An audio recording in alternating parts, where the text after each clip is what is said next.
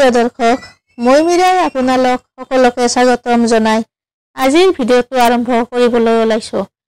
দৰ্শকসকল, মানুহে পিশাচত্ব হৈ কিয় জন্ম লাভ কৰে জানো আহক।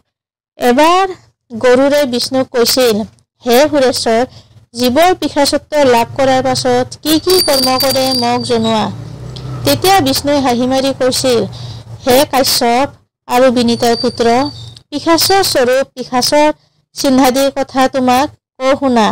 মানৱ দেহ ধাৰণ কৰা জীৱই পাপ কৰ্ম কৰি মৃত্যুবৰণ কৰাৰ পাছতহে পিশাচত্ব লাভ কৰে। এই কথা আগতে তোমাক জনালো। এতিয়া পিশাচ হোৱা জীৱই কি কৰ্ম কৰে কওঁ শুনা। প্ৰেতসকলে মানৱ জনমত থকা নিজ নিজ গৃহলৈ গমন কৰে। নিদ্ৰাত আত্মীয়সকলক বন্ধুগণক প্ৰেতগণে নানা ৰূপ ধাৰণ কৰি দেখা দিয়ে। কেতিয়াবা অশ্ব, কেতিয়াবা গজ, কেতিয়াবা বৃক্ষ ৰূপ ধাৰণ কৰি স্ববৰ্গক ভীতি প্ৰদৰ্শন কৰি থাকে। নিদ্ৰাৰ পৰা সাৰ পাই ভীষণ ভয় ভাৱেৰে বিচনাত সপোনত দেখাবৰ বিচাৰে, কিন্তু দেখা নাপায়।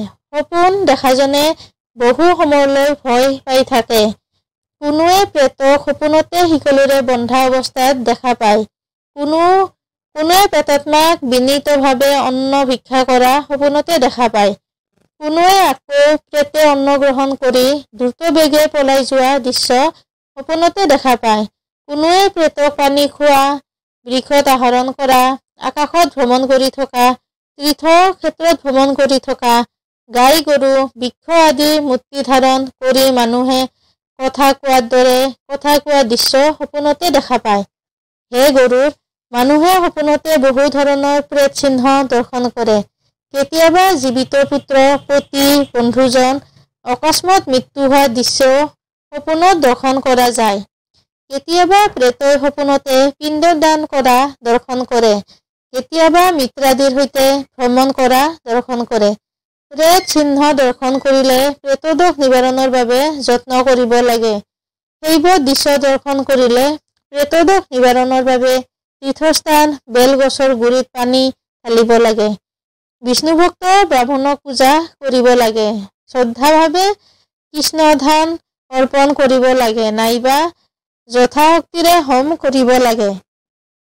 বিষ্ণুৱে গৰুড়ক পুনৰ কৈছিল যে প্ৰেতদোষ নিবাৰণৰ বাবে সপোনত প্ৰেতদৰ্শন কৰাজনে শ্ৰদ্ধাৰে কৃষ্ণ নাম জপ কৰিব লাগে।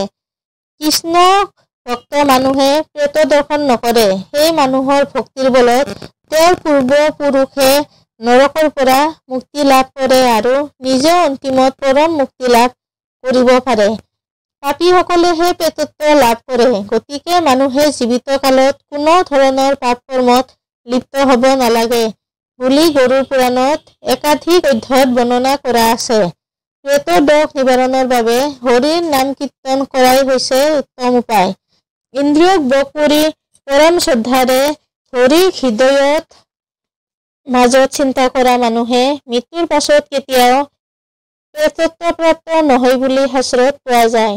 মানুহে জীৱিত কালত বিভিন্ন ধৰণৰ পাপ কৰ্ম কৰাৰ ফলতহে প্ৰেতত্বপ্ৰাপ্ত হয়। সেই পাপীক উদ্ধাৰ কৰিবলৈ বিধিমতে শ্ৰদ্ধাদি কৰ্ম কৰিব লাগে, নাইবা একান্ত ভক্তিভাৱে হৰিৰ নাম কীৰ্তন কৰিব লাগে।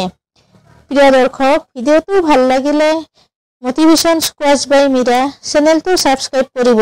আপোনাৰ দিনটো শুভ হোৱাৰ কামনাৰে আজিলৈ আহিছোঁ। ধন্যবাদ।